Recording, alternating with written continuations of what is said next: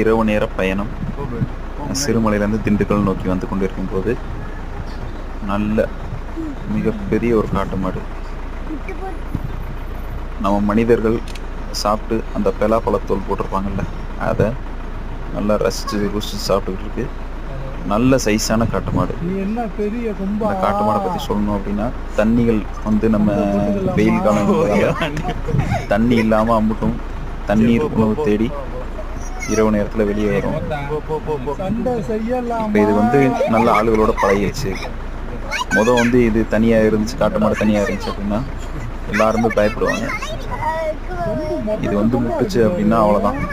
இதோட எடை வந்து எப்படி ஒரு 1.5 டன்னு 2 டன்னு வரும் இதோட எடை. அப்போ அதோட முட்டுனா தாகக்கூடிய சக்தி மனிதர்களுக்கு இருக்கா என்னன்னு தெரியல.